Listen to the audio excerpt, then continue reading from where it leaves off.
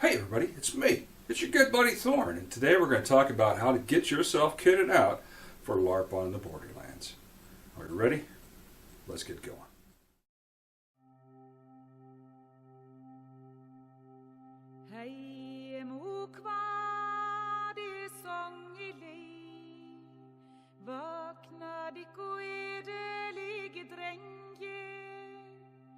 De høyre nykken på havet skri, for de sover tid for lenge.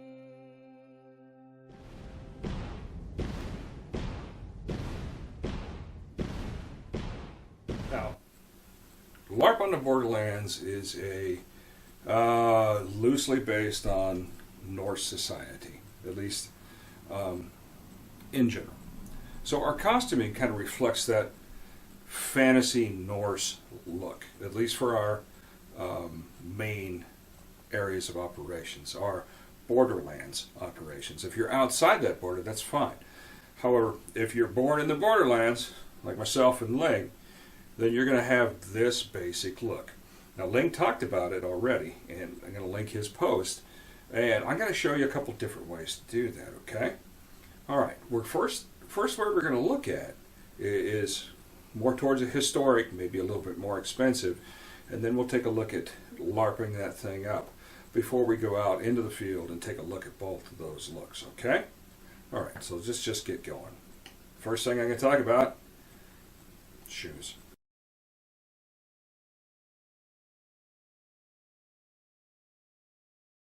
Now, these shoes by Bohemond, they're run about $80. These are historically inspired turn shoes.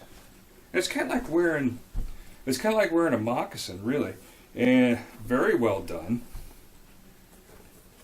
and very comfortable. Now I just got these in. I haven't waterproofed them yet. I'll try to waterproof them with Snow Seal to just make them a little more durable. Okay, so shoes, first thing off the bat, right? Okay.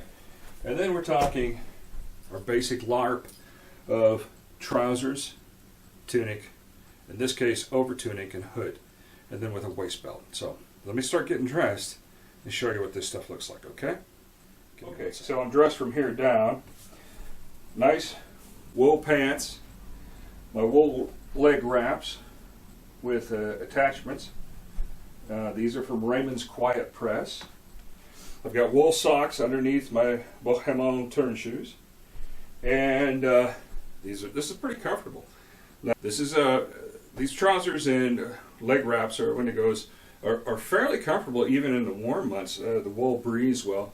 Underneath, they would normally wear a pair of linen underwear, either shorts style or boxers sort of, or long underwear depending on the weather conditions. And I still have my t-shirt and hat on because over the top of this is going to go that under tunic in linen, and then my over tunic in wool. All right, so let me show you my over tunic real quick. Now the under tunic goes to about where the knee is, long sleeved, kind of high neck collar. Now I'm wearing my 6-panel cap or toque or whatever you want to call it. These come in several different styles: 5-pattern, 6-pattern, 4-piece hat. Sometimes they have a decoration band on like this, sometimes they don't. But the head covering was pretty good, keeps a lot of the heat or cold out of the body. You lose a lot of heat from the head. Also keeps the sun off the head so you don't get the top of your skull sunburned like I do. So the next piece over the top of this, of course, is that long over tunic. Just give me a second. All right, so with the over tunic on, or the kirtle, there's several different styles of tunics of this time period. This is kind of a V-neck with tablet woven trim around the collar. This could also have trim around the cuffs or in the bottom. Kind of depend on your social status, how much money you really had, how much decoration went into your clothes. The time period we're talking about, your wealth was worn. Okay, either rings, trim, clothing, what have you. It was a visual status symbol. The more money that you had, the better you dressed. Kind of like today, I guess, in a way. So, with the over tunic and the under tunic, trousers, leg wraps, and shoes on, a couple more items to finish this off, okay? First one of these is going to be a hood, all right?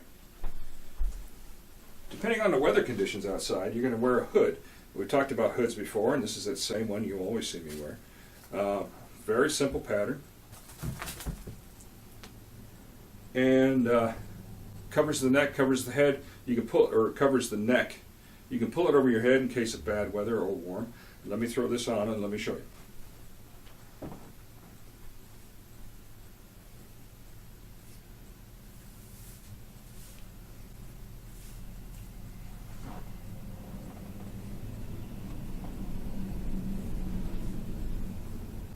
Now, with this on, it keeps you pretty warm. There's not a whole lot more that you would wear in cold weather. You might wear that jacket, that coat, belted at the waist that you see in some of my videos. You might wear a cloak. You might wear either a one that fastens at the neck or with a brooch on the side. A few different things that you can do with that. For cold weather, you're pretty much done, really. Now, there's no pockets on this, so to keep our stuff handy that we need, usually wear a pouch on a belt.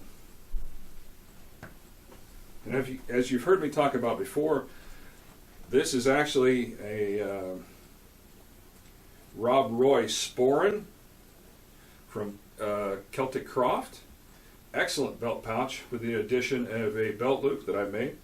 And it goes on our waist belt, which is that Epic Armoury new waist belt we got. It's a perfect waist belt for this. And then in addition to that, we're going to carry our Calimacil on our waist on this sheath. Okay? So let me get this on and show you the look.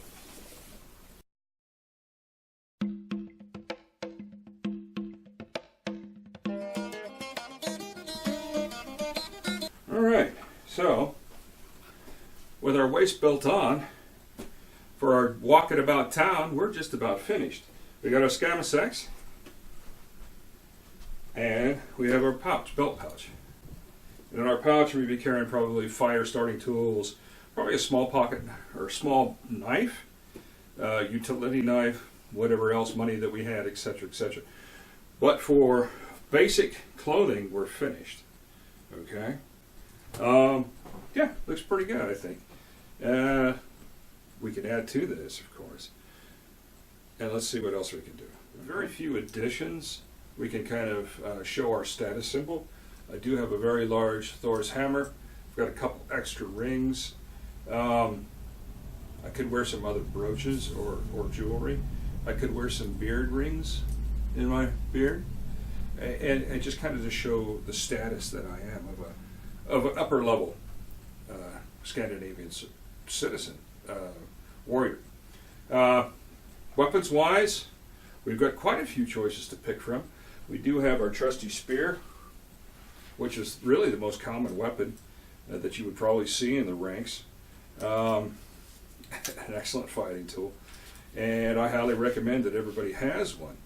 And they come in various styles. Epic Armoury makes 2 or 3 different ones, not just the Norse one, but in our Larp, elven spears, or even the fantasy Japanese style would be perfectly acceptable.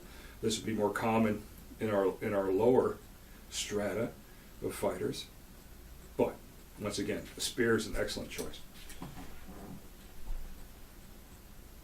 Pretty much everybody would have an axe of some kind. This is a very ornate axe from Calimacil, but it's about the right size. You don't want much bigger than this. How does it stack up historically? Pretty good. Let me show you a couple examples real quick, okay? For you Viking fanatics, this is actually the copy of the Ragnar axe. Hi, Cinnamon. And size-wise, it's about the same. The head is a little bigger, a little more ornate. Meow. But a pretty good representation of the axe, really. I like it. It's pretty good. And then a cheaper copy. This is Cold Steel's version of the Viking bearded axe. Once again, about the same size as our Larp axe, and about the same size as the Ragnar axe. So yeah, pretty good little axe. It'll be more common to find this in the lower strata, but also as a secondary backup weapon in case your sword gets busted or your spear gets knocked out of your hand. You do have a good axe to fight with. And then finally, upper tier, we have our Ragnar sword. Now this is Calimacil once again. This has been used for a few years. This is one of my favorite swords. It's got a good reach. It's got a wide blade, great pommel, and a great look. And we'll take a look at this outside with all this stuff together, okay? But let's just push on a little bit.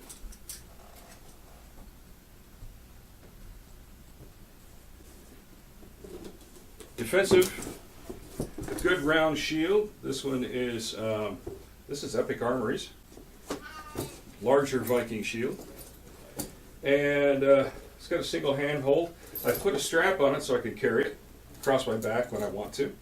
And great shield. Comes very plain. I painted it up a little bit, and I highly recommend that you do the same. It's a good shield. We'll take a look at this out on the field too. In addition to the defensive capabilities, we do have the chain, or the mail that we had on earlier, and we'll show that out in the field, along with the jacket. The last thing I want to show you for it, I don't think I've shown you this yet. This is a movie representation of the valsgarde helmets. This is from Beowulf and Grendel. Fairly plain, but at the same time pretty ornate. Nice, solid, heavy. Cheek pieces tie, and chain drape in the back. This is a fantastic helmet. Historically, this is a little earlier time period. This is Valsgarde time period rather than Viking. But for LARPing, this is fantastic. Would you see this in your traditional historic LARPs for Vikings? Yeah, but really probably go with a Norman style nasal if you're doing pure historic stuff. Okay? But fantastic helmet. We'll definitely show this outside, okay? All right. You know what? Let's just go outside, shall we? Right, so we're outside. It happens to be a beautiful day out here in Larp on the Borderlands. I'm fully kitted out historically for my turn shoes, wool socks, leg wraps, wool trousers, linen undertunic, woolen overtunic, hood. I have my waist belt with my scamasax and my belt pouch, and I'm wearing my cap. Now, I'm a real basic fighter historically. Your person in the village, I've always got my scamasax with me, your fighting tool. And really, if you're that lower level person, this might be the only tool you have other than your axe. You might have a shield, or one might be provided to you, but really, let's take a look at what that looks like, okay?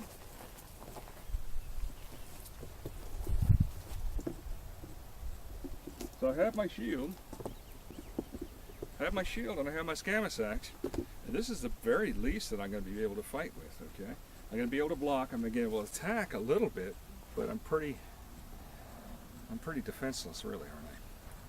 So, I think it's pretty obvious why they went to that axe. Although Calimacil's axe is a little more ornate than your basic fighter, it is still an axe that you can use as a basic fighter. Okay? It's got some pretty good reach. It's an excellent looking axe. And from the side you can see if I'm fighting, I can reach out there, hook a shield, and drag it in. Grab a leg, drag it in. Blows to the neck, blows to the leg, blows to the arm, blows to the head.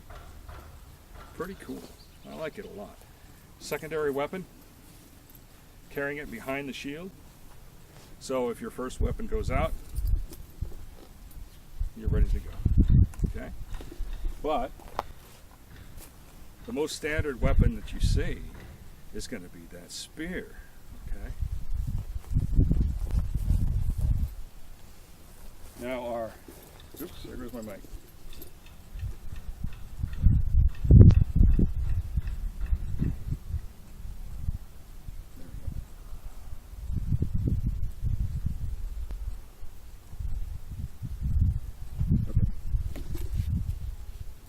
But the primary weapon for your basic fighter is going to be that spear, either with shield or without.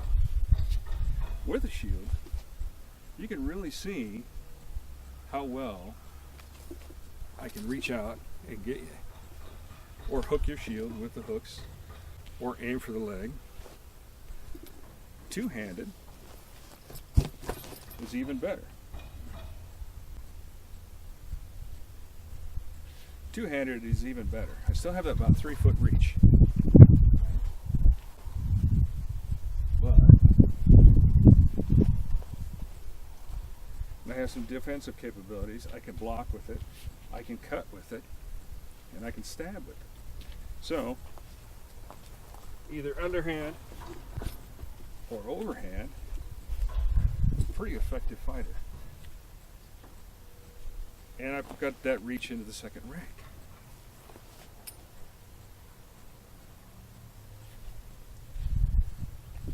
I really like the spear. I'd like to see more fighters using it, to tell you the truth. But all this stuff, basic fighter. Upper tier, carried a sword. This is a pretty typical sword of the period, although it is Larp and is Calimacil. It has got great weight. We'll cut that out. Great weight, flexibility. You can use it to attack. You can use it to defend. You can really use it to shield.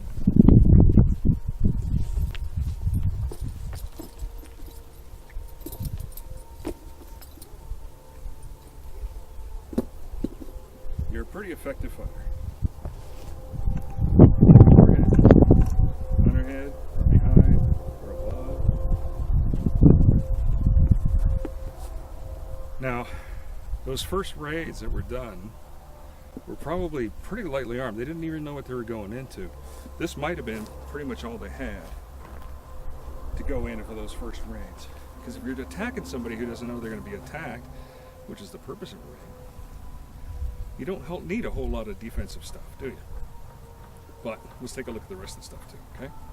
Give me one moment. Wow. All right, so if I'm going to war, I'm gonna wear some heavier protection. I got my coat of mail on.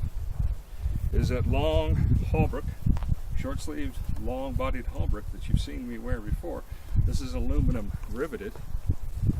It's a little lighter, it's a little cheaper, and for LARPing, it's great. I love it. I've got that padded coat underneath this to protect myself and my clothing. I have my waist belt, my sack, there's Calimacil, and my belt pouch. And really, with the exception of my weapons, there's not a whole lot more than I need. But if I've got a mail coat, I've probably got a little bit of cash in the bank, so to speak. So probably what I'm going to be wearing is my sword. And to carry my sword, I'm going to carry this nice belt from Thorne.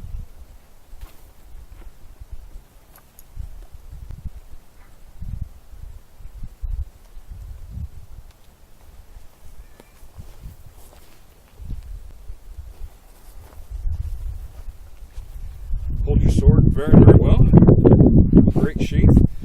It's got a good look. It's not completely period if we're going historical, but I think so. It's okay. And I kind of look pretty good, don't I? I think so. But the one thing that we haven't looked at yet is headgear or helmet. All right. So if I'm fighting in a shield in war, I'm going to want my head protected. So I'm going to get that helmet out. All right. Give me a second. Now, like I said, this is that movie production version of Beowulf and Grendel. It's kind of a fantasy copy of a valsgarde helmet, and it has a great, great look to it.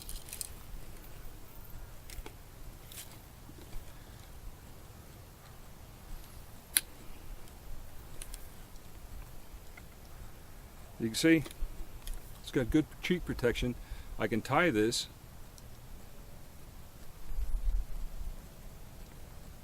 so the neck guards or the cheek guards are covered. My face is protected well. My head is protected well. It's got a chainmail drape to go down over the back.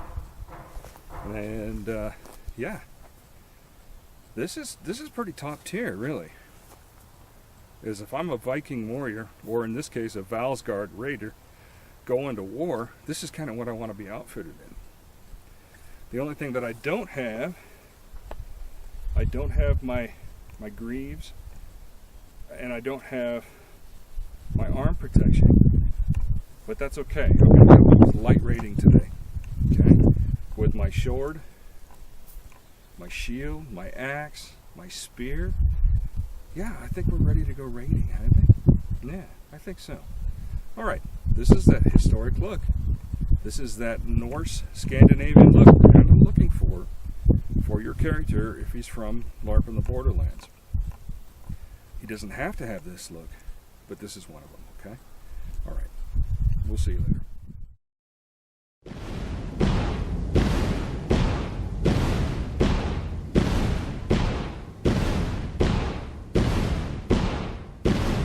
From the sky into the fight, hearts full of rage, full of thunder and glory, swords in the wind, crushing the sky, lords of doom bring an end.